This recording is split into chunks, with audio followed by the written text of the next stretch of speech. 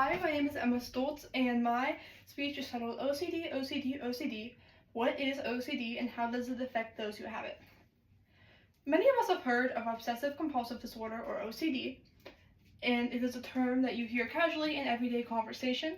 But in reality, OCD is a serious and often misunderstood mental disorder, not just a cute personality quirk or preference for tidiness.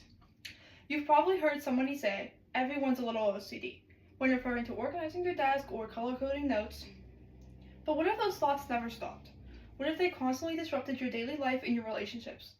Let's take a closer look at what OCD really is, how it affects those who have it, and why we should stop using it as a casual adjective in everyday conversation. To truly understand OCD, let's break down each letter of the acronym. The O stands for obsessions, which are thoughts, images, or impulses that happen repetitively and are out of the person's control. The thoughts tend to be disrupting or disturbing, and the person who has OCD is usually aware that the thoughts are irrational, but they're not able to overcome them. And there are many different categories of OCD. The most well-known being contamination OCD, which is like the obsessive fear of contamination, dirt, illness, disease, anything like that.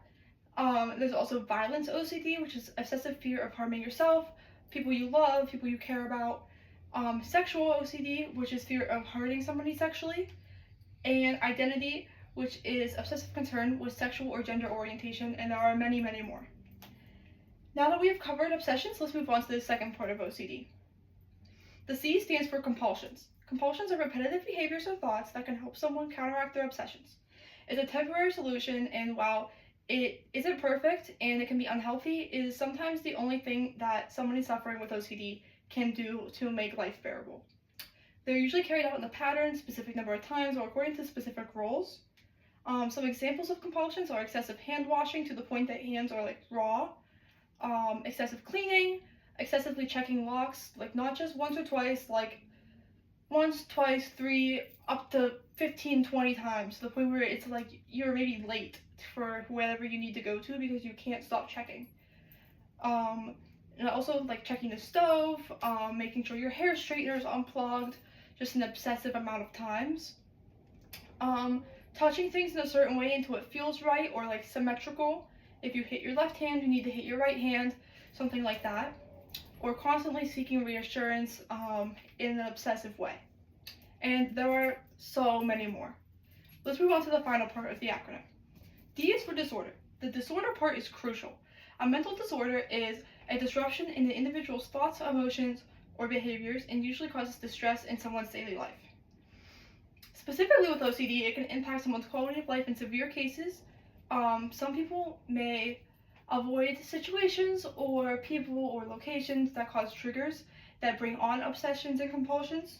They may isolate themselves completely and come to the point where they can become even like housebound, where they're not able to have a job or any relationships or anything because the OCD is taking over their life. This can be treated with medications, therapy, stuff like that, but there is no cure as of right now. Understanding each part of OCD helps us understand exactly how it can impact someone's life and why it's important that we take it seriously. Now we've broken down what OCD stands for, obsessive compulsive disorder, it should be clear that it's more complex than a personality quirk or just being a little extra organized. So next time you hear someone say, I'm so OCD, take time to educate them and stop using OCD as a casual label.